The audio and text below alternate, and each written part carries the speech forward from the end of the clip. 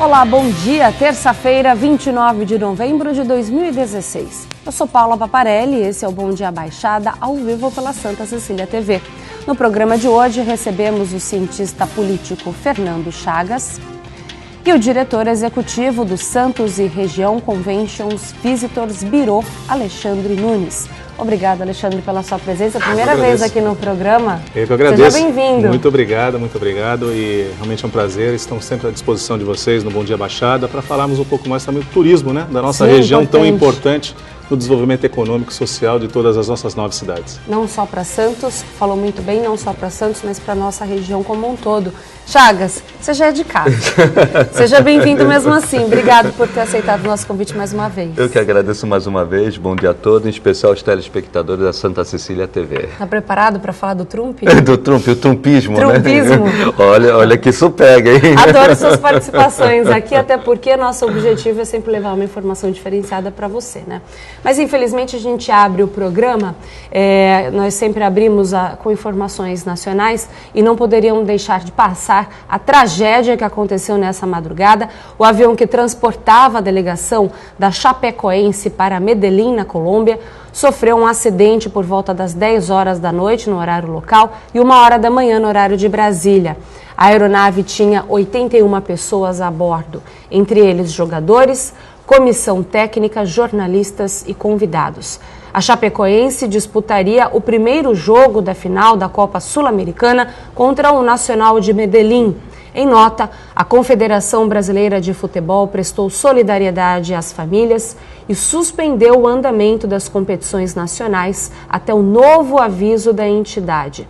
De acordo com um general da polícia local, o número de mortos é de 76 e apenas 5 sobreviventes.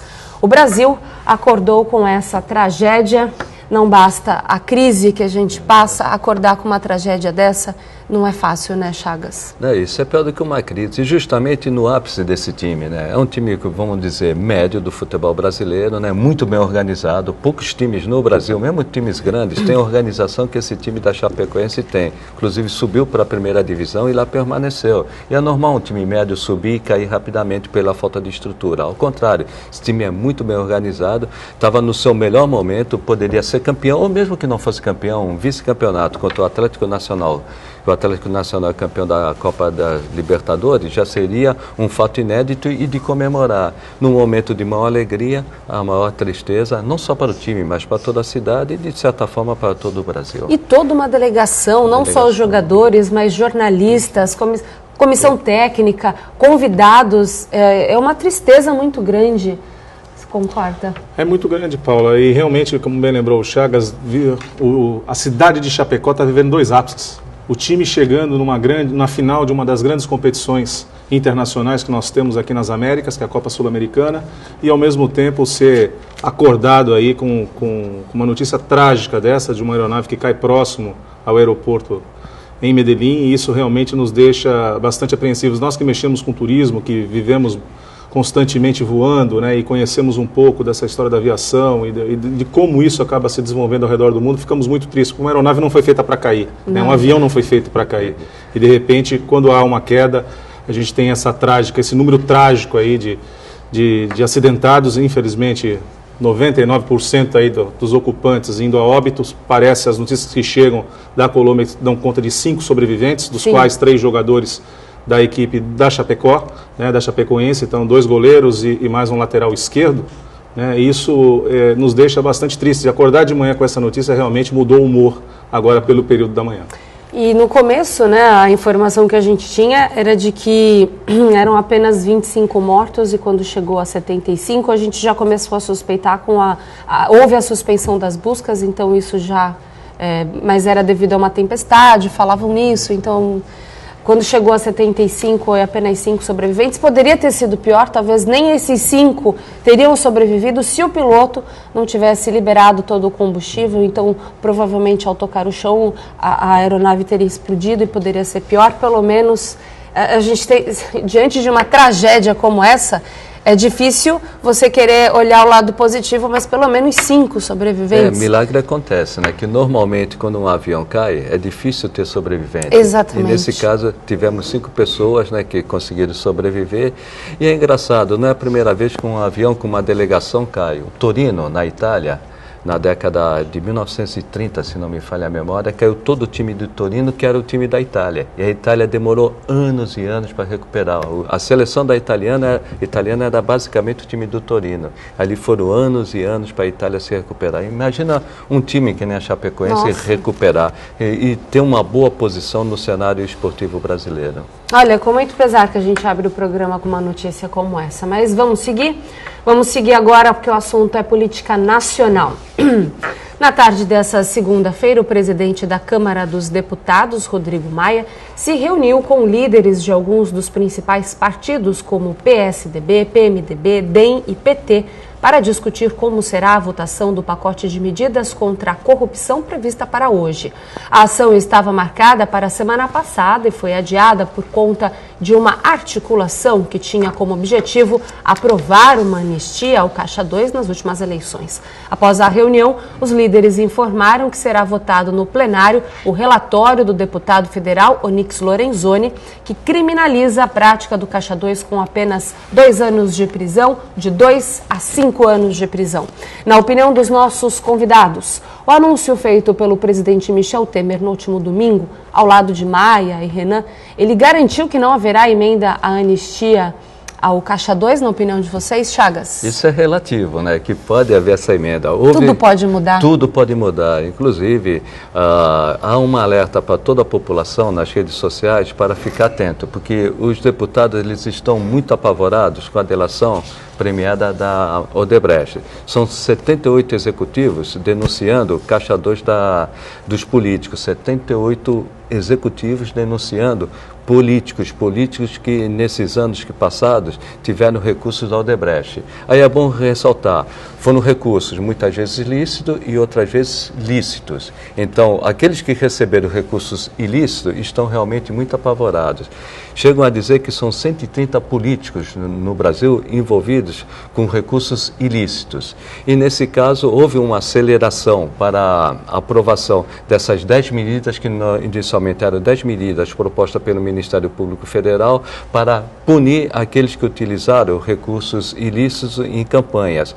Esse número aumentou para 18, aí caiu para 13, 12 e assim está sendo discutido. O que eles queriam nessas medidas de combate à corrupção seria criminalizar o Caixa 2. Só que na hora de criminalizar o Caixa 2, eles puseram também um dispositivo que não criminalizaria, não seria crime, nem eleitoral, nem civil e nem penal, isentando de quem praticou o Caixa 2 no passado não fosse punido. Então, não queriam mais nada. Não queriam mais nada. E isso que é interessante, né?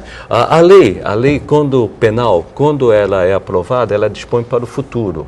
E ela não retroage, ela não vai para o passado.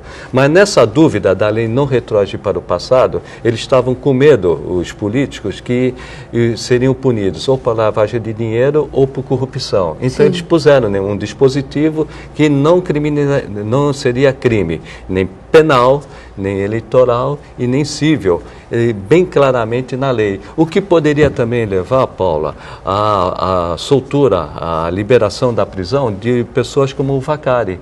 Então isso comoveu muito a população nas redes sociais. Houve realmente uma manifestação muito grande e abalou muito o governo do Michel Temer, porque a população entende... Ainda mais, né? Ainda mais. Ele já tem uma baixa popularidade, Sim. A popularidade dele é muito ruim. Ele tem uma boa articulação no Congresso, mas perante a população, a sua popularidade é muito pequena. Não cresce, né? Não cresce. E a população entendeu que o Michel Temer também estava por trás disso. E houve uma mistura entre aquele caso do Marcelo Calério, ex-ministro da Cultura, com o ex-ministro da Casa Civil, Gedel Lima, com essa anistia, vamos chamar de anistia, do Caixa 2. E todos entenderam na população que isso tinha uma articulação do Michel Temer. Misturando as duas coisas, ele foi obrigado domingo, meio-dia, ao lado do... A se pronunciar domingo, de Renan e Rodrigo Maia, mostrando para a população, querendo dar uma nota positiva, que aquilo não passaria. Mas como isso vai a plenário e qualquer deputado tem condições de apresentar uma emenda e essa emenda ser votada. É bom ficar atento. Se isso ocorresse, seria a queda da República.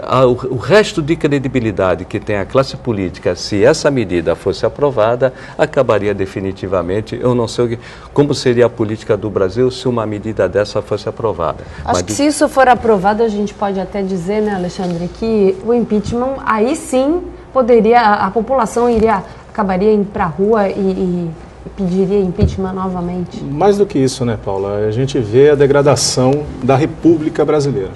Né? Isso nos deixa muito apreensivos. E mais do que o Fernando tenha colocado, essa questão da anistia, o problema é o seguinte, a legislação hoje em vigor, ela já preconiza sanções a quem pratica o Caixa 2. Isso já está preconizado na legislação. Esse dispositivo que tentaram colocar via emenda, ele anistiando e aí olhando o passado.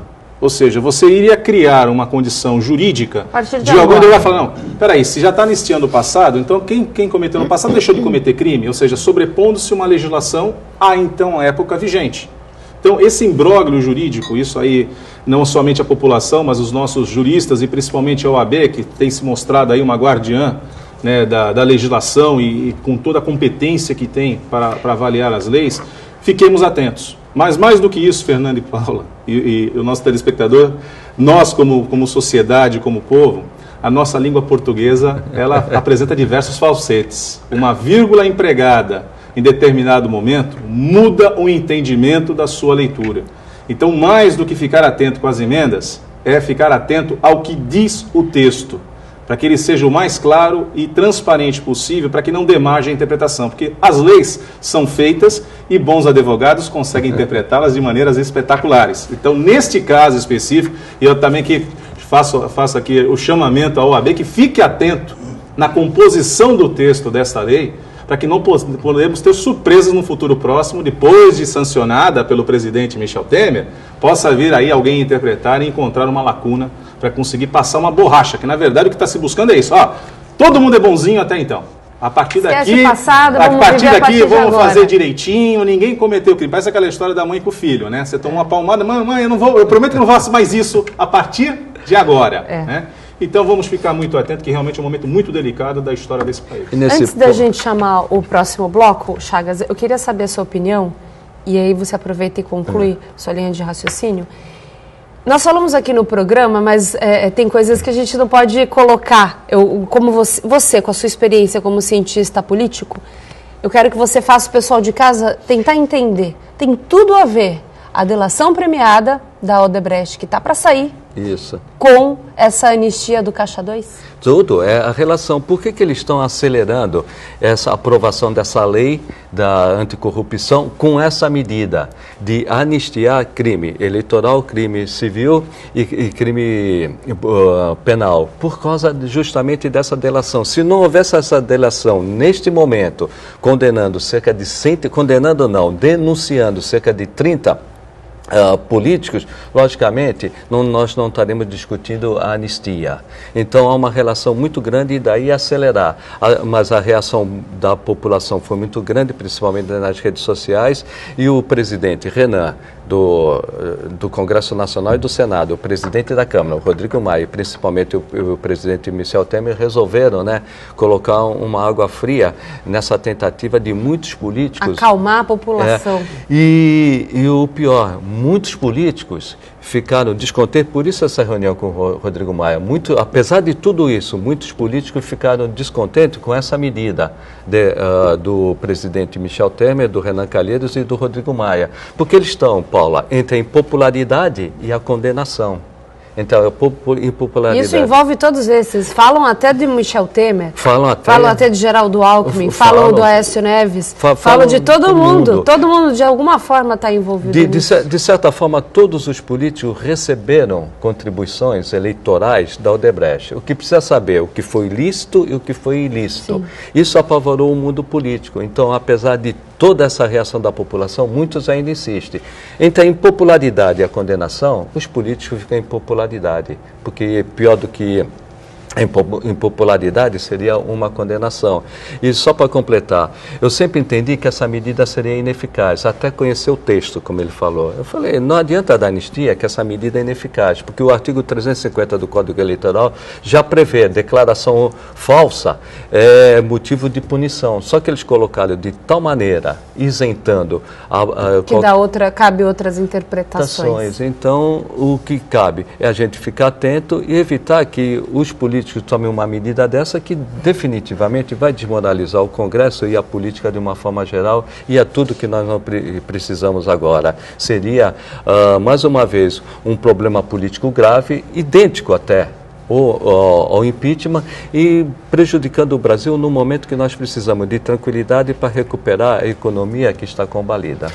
De uma forma ou de outra, a popularidade do Michel Temer, que já não é boa, ele perde com a população, ele perde com os aliados políticos, que ele precisa desses aliados para a aprovação de diversas reformas fundamentais para o Brasil dar continuidade. Ele está numa encruzilhada, Paula e telespectadores. Explica para a gente, Fernando. Primeiro, ele não estava preocupado com a impopularidade. A ideia dele era ter uma boa relação com o Congresso. Sim. O Congresso aprovar as suas propostas, sejam propostas políticas, ou sejam propostas econômicas. Caso da proposta econômica, fundamentalmente, a reforma da Previdência, e antes disso, eu acredito que passe o teto dos gastos. Então, ele estava muito bem com o Congresso. Então, ele não se preocupava com a impopularidade. Só que com esse caso do Gedel Oliveira com o Marcelo Calero, afetou e muito a popularidade. Ele que já não tinha popularidade nenhuma, ficou menos ainda, e ele se preocupou com isso. Agora, ele está entre contentar a população, e se essa medida de anistia do Caixa 2 passar, ele vai ter que vetar. E se ele vetar, ele vai brigar agora com o Congresso. Que é o que ele não queria. Que ele não quer, ele não pode. Então, ele vai ter que escolher entre a impopularidade, que já é grande, ele praticamente não tem popularidade nenhuma, o nível de aceitação dele perante a população é igual o da Dilma, ou vai ter que enfrentar o Congresso. Ele está numa situação muito difícil. E enquanto nós não resolvemos isso, a situação política do Brasil, nós não vamos resgatar a credibilidade dos investidores e a economia... O país para. O país para. Continua, na verdade, parado. O país já está parado. E essa situação política só vem prejudicar. Na sua opinião, se ele libera essa anistia, se ele aprova isso, o impeachment pode ser dado como certo? Ou ele caminha para isso? Você acha? Ele tem o Congresso na mão. Vamos dizer que ele aprove.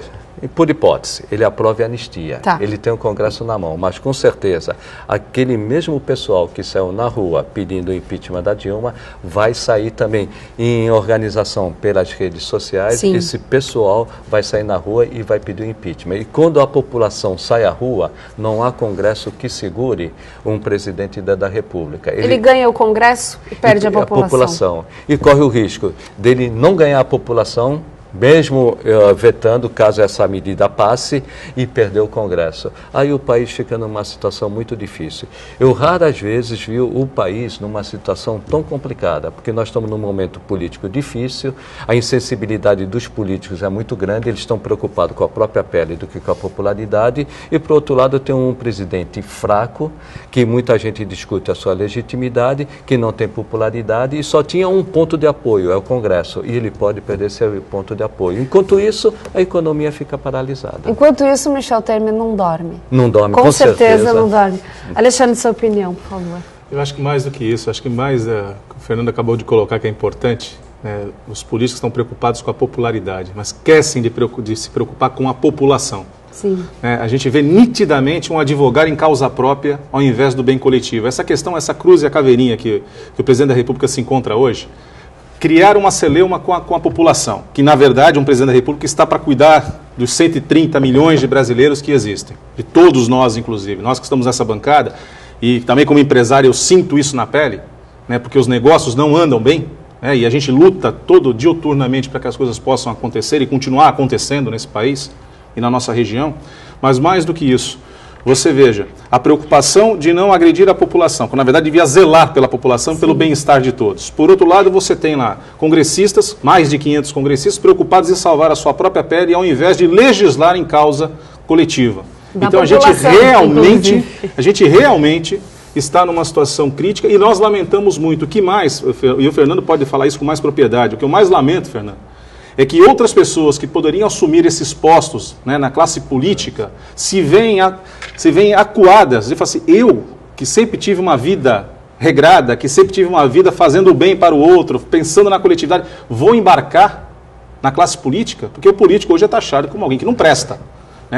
Mas não dá para generalizar. É óbvio que não dá para generalizar. O problema é que você passa a peneira, e está difícil encontrar aquele, de fato, seja numa Câmara Municipal, seja na Assembleia Legislativa ou no Congresso Nacional, aquele que efetivamente está a serviço da população. Afinal de contas, um cargo eletivo, seja ele no Executivo, seja ele no Legislativo, nós estamos falando de servidores públicos e não de uma classe ou de uma casta social. Estamos parecendo a sociedade indiana, por castas. Então você alça a situação de político, você passa a fazer parte de uma casta, quando na verdade não é isso. Há uma distorção e uma inversão de valores por parte da classe política brasileira, de não se enxergar como um servidor para o próximo, para o público, que somos todos nós que recolhemos os impostos e tributos e que fazemos essa máquina mal gerida girar. A pergunta que fica, na verdade, é a que eu já tenho feito em outros programas, mas eu quero aproveitar a sua participação aqui. Quem é que fica? Quem será quem sobra e quem será o candidato à presidência da República? Porque já se discute as eleições presidenciais, né? Mal acabaram as eleições municipais, já se discute as presidenciais. Quem será que passa liso? Será que tem, olha, Paulo, Chagas? Eu tenho uma preocupação muito grande de a gente criar um Trump no Brasil. Trump? É o Trump. Nosso Trump? É o trumpismo, né? Sim. Na realidade, a gente brinca trumpismo, né? Mas a gente ri para não chorar, essa é a verdade. Mas o que está tendendo para o Brasil, embora o Brasil seja um país que o centro sempre ganhou, os extremos não ganham, nem a esquerda radical e nem a direita ganha, nenhum dos dois ganha. Porém, nesse momento de muita revolta, e caso que não caiu a ficha para os políticos, né? A verdade é essa, os políticos parece que não perceberam que o país mudou e que a população tem outro pensamento. Pode vir um outsider. O que é outsider? Aquele fora da política. E o que me preocupa, e nós chegamos a comentar aqui, o que me preocupa com o Trump é que ele não é da política. E quem não é da política, quando entra na política, normalmente não faz uma boa administração. E o Brasil corre esse risco de uma pessoa fora da política vir com um discurso populista, ganhar a população, entrar na política e fazer pior do que aí está. Então, o que nós precisamos, na hora de votar, pensar muito, ver as propostas e não se iludir com o populismo de uma pessoa que tem fala fácil, com bom marketing, e apresentar um mundo novo e, na realidade, colocar o país numa situação pior do que está. O que me preocupa, só para encerrar, Paula, rapidamente, quando sair a delação desses 78 executivos da Odebrecht, nós vamos ver pessoas que tiveram recursos lícitos recebidos da Odebrecht e recursos ilícitos recebidos da Odebrecht. E não vai dar para separar. E é o que ele falou, pessoas de bem vão ser envolvidas, às vezes injustamente, nessa delação premiada. Como eu já disse, nosso momento é muito difícil. É um momento de reflexão e principalmente dos políticos. Os políticos pensarem que a população mudou e o que me assustou, rapidamente, Paula, só para encerrar, o Michel Temer, um político experiente, já foi presidente da Câmara Federal, é presidente do PMDB licenciado, presidente da República, não ter percebido que ele tinha que tomar uma atitude rápida naquela sexta-feira, quando vazou aquela denúncia do ministro Marcelo Calero. Era exonerar o Gedel Vieira para não... A crise não atingir a presidência da República. Ele demorou, ele ficou do lado do amigo, esqueceu a população e a sua popularidade, de novo, que era baixa, agora não é nenhuma. Há quem diga que ele já errou na nomeação dos ministros. Já há quem diga isso, né? Vamos tocar o programa, porque senão a gente não segue aqui, tem muita coisa para falar. Vamos falar agora da nossa região. O Santos e Região Convention e Visitors Bureau é uma entidade associativa sem fins lucrativos, sediada em Santos, formada pela união da iniciativa privada, poder público e entidades da classe. A área de atuação abrange 9 cidades, Bertioga, Cubatão, Guarujá, Santos, São Vicente, Praia Grande, Mongaguá, Itanhaém e Peruíbe, região que hoje é denominada como a Costa da Mata Atlântica. Alexandre, quais são as principais ações promovidas pelo Biro para promover o turismo local? Olha, Paula, a nossa entidade é uma entidade empresarial, sem fins lucrativos. Hoje somos mais de 100 empresários das 9 cidades, que há 15 anos, nós vamos completar no próximo mês de abril, no próximo ano, 15 anos de existência. É uma entidade tal qual como qualquer outro convention bureau no mundo.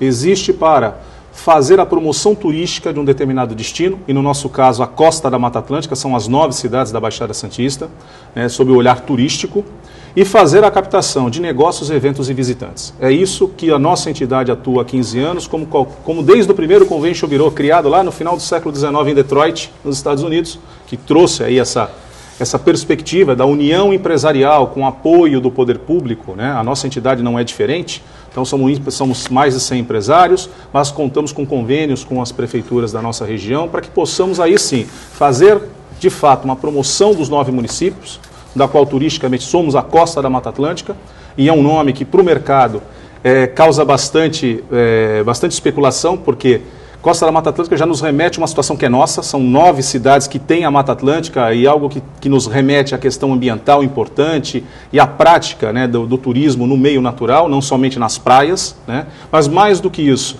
essa integração mostrando que através da sinergia de 9 cidades nós consigamos sim atingir o mercado turístico, trazer sim perspectivas de novos negócios e principalmente os eventos, né, já que essa é uma das principais funções também da entidade, além da promoção, a captação de eventos. E por quê? Quando você traz um evento para a cidade, não importa de qual origem, pode ser um evento corporativo, pode ser um evento técnico-científico, pode ser um evento esportivo, sim, você movimenta toda a cadeia produtiva do turismo e da hospitalidade. Você movimenta a hotelaria, você movimenta os restaurantes, o comércio, enfim, toda a cadeia produtiva que gera emprego, que gera renda e mais, trazendo recursos, novas injeções de recursos para a nossa economia regional. Porque quando a gente fala do comércio, por exemplo, para o telespectador ter essa noção, nós que vivemos aqui em Santos, em São Vicente, na Praia Grande, que vamos frequentemente de uma cidade a outra, você vai ao shopping lá na Praia Grande, o pessoal da Praia Grande vem a Santos, come num restaurante, vem ao cinema, enfim, você está fazendo que o dinheiro circule intra-regional.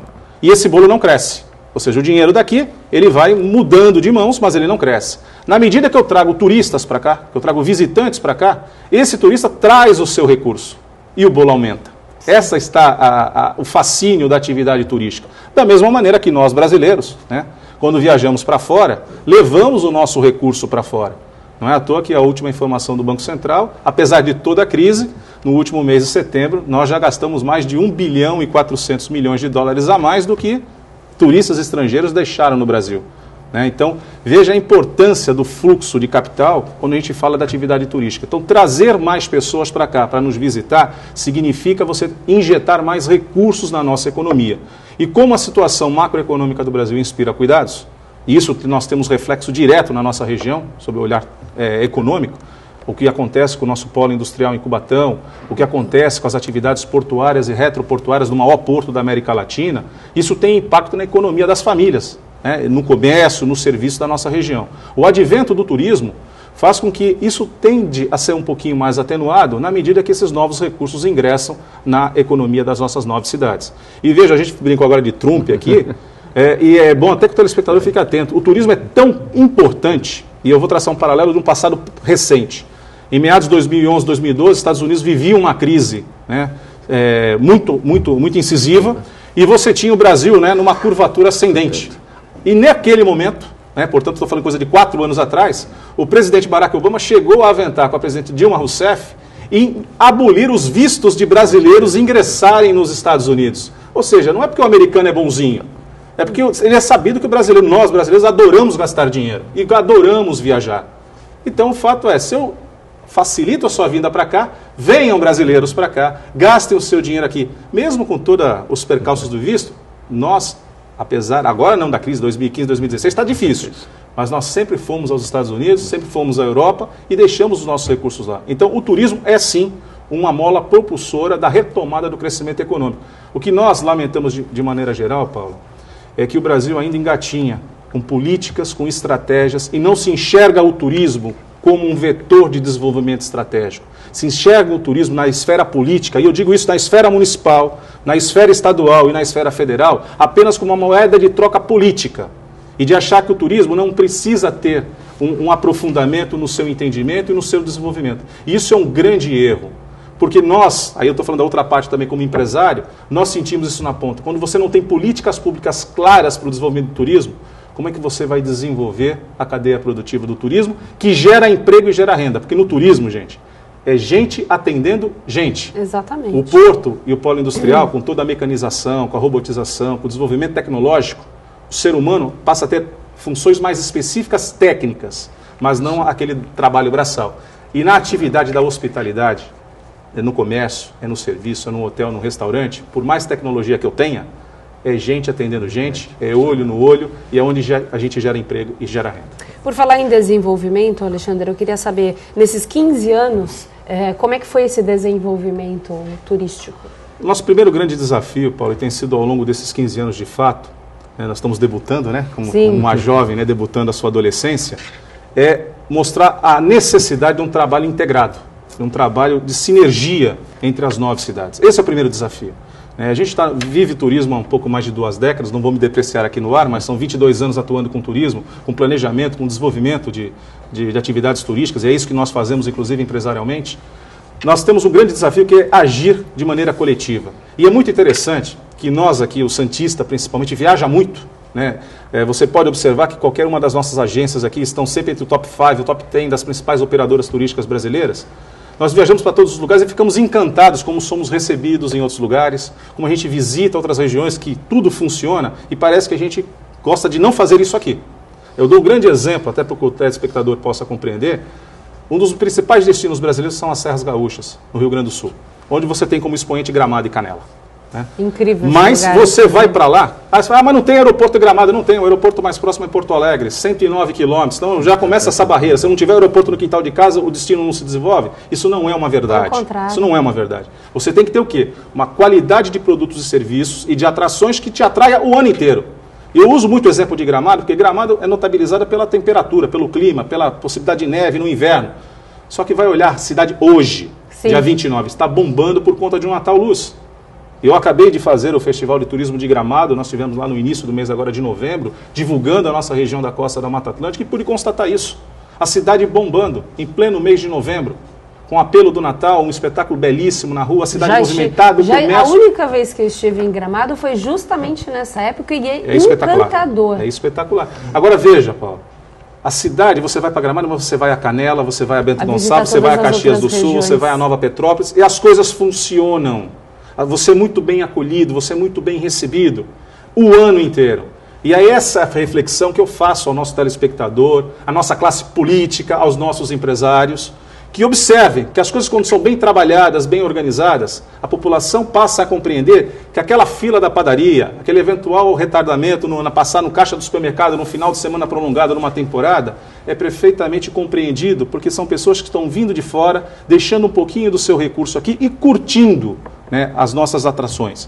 E eu até brinco também, Paulo, nós que viajamos também, é difícil você voltar do interior e encontrar aquela placa no sistema Anchieta Imigrantes, né? Descida pela Anchieta, operação subida. Né? Eu falo isso que eu também sou morador, sou de carne e osso.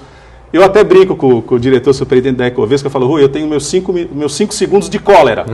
Porque olhar aquela placa, né? Você fala, eu sou obrigado a descer pela Anchieta, realmente incomoda. Mas por outro lado, 5 segundos depois eu me recobro como profissional do turismo, que fala, que bom que esses caras vieram. E que voltem, e que venham mais vezes, e que consumam os nossos hotéis, os nossos restaurantes, os nossos atrativos, que possam gerar a nossa economia e, mais do que isso, melhorando a qualidade de vida das pessoas. Porque o turismo preconiza isso. Uma cidade bem estruturada, uma cidade limpa, organizada, realmente é aquela que nós gostamos de visitar. É só fazer essa reflexão para você mesmo, o telespectador fazer essa reflexão. Você gosta de visitar um lugar sujo? Você gosta de visitar um lugar desorganizado? Não. Então, nós temos que olhar com muito carinho para as nossas cidades e fazer com que toda essa magnitude do turismo, de fato, aconteça na costa da Mata Atlântica. Quero saber a sua opinião em relação a tudo isso que foi falado, essa aula sobre o Biru. Eu vou pelo que ele falou. O turismo, ele está no contexto da macroeconomia. E apesar de ter esse pessimismo todo em relação ao Brasil e ao mundo hoje, o que eu vejo, o turismo, ele tem uma porta de entrada e que deve ser aproveitada a partir de 20 de janeiro. Por que eu digo 20 de janeiro? 20 de janeiro, o Trump, ou Trump, sem querer nós vamos acabar falando Trump, né? Não adianta. Vamos abrasileirar o Trump. O Trump. O perigo é se um Trump é eleito no Brasil, né? Deixa o Trump ser eleito nos Estados Unidos, né? Mas a partir de 20 de janeiro, o Trump, ele assume a presidência dos Estados Unidos. E com certeza ele vai tomar uma série de medidas macroeconômicas. E essas medidas vão afetar o dólar. Afetando o dólar, dificilmente o brasileiro vai ter essa facilidade, além da crise econômica no Brasil, dificilmente o brasileiro vai ter essa facilidade de ir nos Estados Unidos e gastar nos Estados Unidos como ele fez entre 2012 e 2008. Foi a festa, né? Foi a festa. Foi um momento que na Nova York, com malas vazias e as malas voltarem cheias, era comum. Então esses recursos vão ficar no Brasil. No caso da Baixada Santista, é o momento de uma parceria pública e privada, não a parceria pública institucional, né? Algo informal, o público e o privado se juntarem para atrair esse turista que não vai poder viajar para os Estados Unidos. Não adianta, o dólar ele vai aumentar quando o Trump assumir. Então o brasileiro vai gastar esse dinheiro em turismo aqui no Brasil. É um momento que a Baixada Santista tem que aproveitar divulgando um trabalho público e privado para atrair esses recursos, embora escassos. O brasileiro ele gosta de viajar, ele gosta de passear. Ele vem aqui para a Baixada Santista aproveitar tudo que nós temos aqui. É uma questão, acredito, de trabalho, de divulgação para que nós possamos atrair mais turistas para a Baixada Santista. Eu quero saber se você concorda com o Chagas e eu já emendo uma outra pergunta. Você tinha comentado, Alexandre falou da questão da importância do aeroporto, né? Nós temos aqui na nossa região uma questão aí, aeroporto de Guarujá, aeroporto de Itanhaém. Qual que é a importância da concretização desse projeto do aeroporto nessas duas cidades para o turismo e a economia da nossa região? É fundamental, a gente sobreviveu até hoje sem, você fez essa comparação, eu quero que você faça essa comparação em relação a Gramado, por exemplo. Uhum. Bom, primeiro sobre o aspecto da eleição norte-americana e do mandato do Donald Trump a partir do dia 20 de janeiro.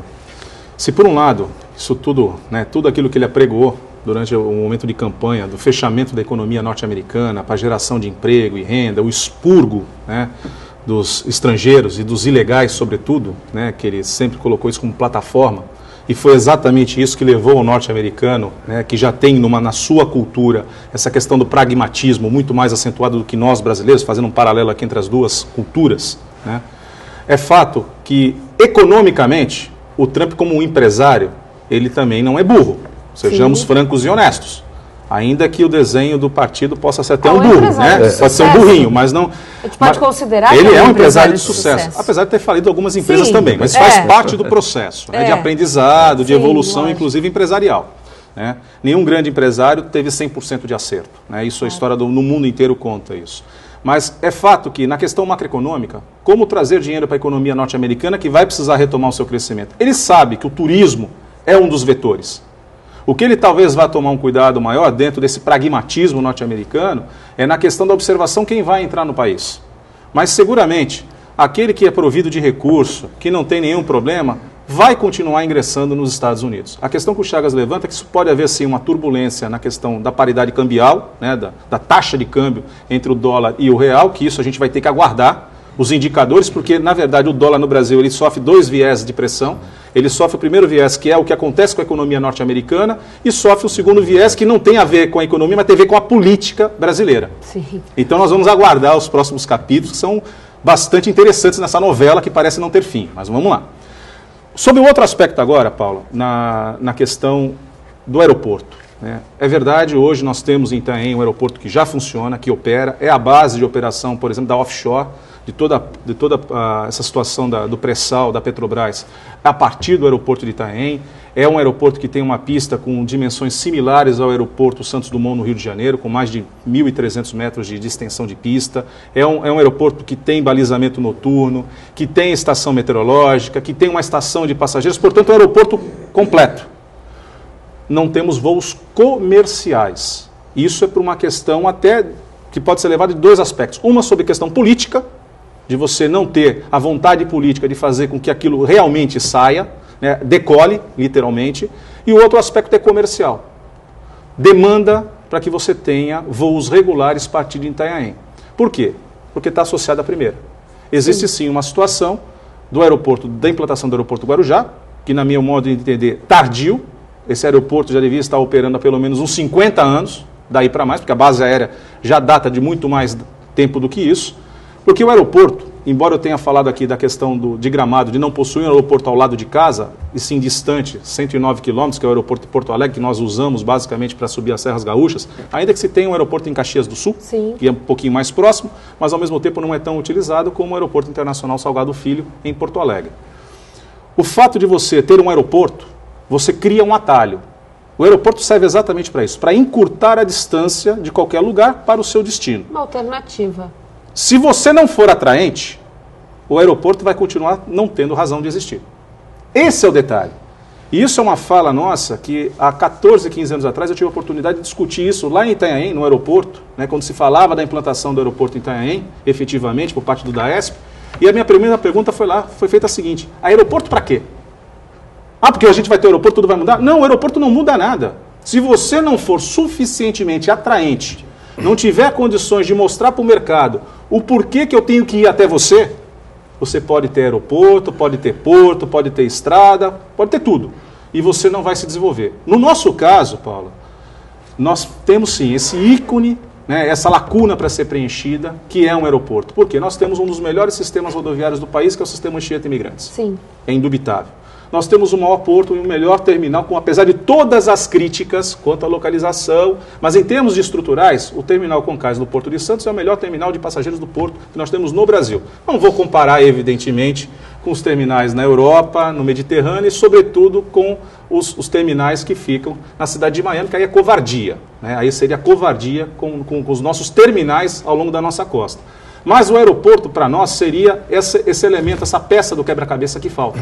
Para, digamos assim, atenuar o problema da distância, porque você tem sim, é um deslocamento para o aeroporto de Congonhas, embora seja facilitado 50 minutos, é fácil que você chegue em 1h20 no aeroporto de Guarulhos via Rodoanel, no trecho leste, mas o aeroporto aqui em casa, dado a importância econômica que a nossa região tem, não estou falando do aeroporto só para ter, nós temos um dos principais polos industriais do Brasil, nós temos o maior porto da América Latina desprovido do acesso aeroviário.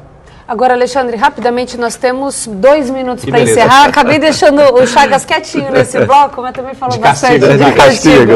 Rapidamente, você acredita que agora, com a nossa região, tendo uma base PSDB praticamente, se não for o prefeito eleito, tem a base do governo eleita, você acha que isso caminha para, já que você envolveu a questão política, você acha que caminha sim? Agora é a hora desses aeroportos se tornarem comerciais?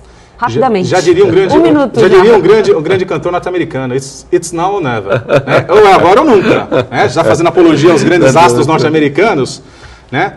É agora ou nunca. 7 prefeituras do PSDB, um vice-prefeitura em São Vicente, cujo o prefeito eleito é alinhado com o vice-governador do estado, que também fez o prefeito de Guarujá. Sim. Nós temos um alinhamento político das 9 cidades, e o que a gente espera, que não só nas situações macroeconômicas gerais, mas que principalmente no turismo, consigamos ter essa união e o desenvolvimento integrado da nossa região, que é a costa da Mata Atlântica, sob o olhar turístico. É isso que nós desejamos. Alexandre, você já está convidado para vir novamente aqui. Falamos muito pouco, tínhamos muito mais para conversar, mas acabamos nos alongando falando aqui de política nacional, a gente se empolgou, teve essa tragédia também que abrimos o programa, então acabou que hoje o programa foi um pouco mais corrido. Chagas, concorda rapidamente, o aeroporto faz diferença aqui para a nossa região, né? Bastante. Está na hora. Está na hora, desde que tenha essa atração. O importante não é o aeroporto, é tudo você junto, né? Tudo junto, ter oferta. E rapidamente, concordo plenamente com o que ele falou em relação ao câmbio. O câmbio não é estar alto ou baixo, o câmbio é a volatilidade. Enquanto ele fica nesse sobe e desce, a prejudica o investimento no Brasil. Tá certo. Chagas, sempre um prazer receber você aqui. E adoro, agora peguei essa mania de ficar falando sobre Donald Trump, já que ele foi eleito, então vamos falar dele, né? É sempre bom trazer polêmica aqui para o programa. Quero agradecer a participação de vocês. Estão convidados para vir novamente aqui, falar mais sobre a questão turística, inclusive saber mais a opinião do Fernando Chagas sobre isso também.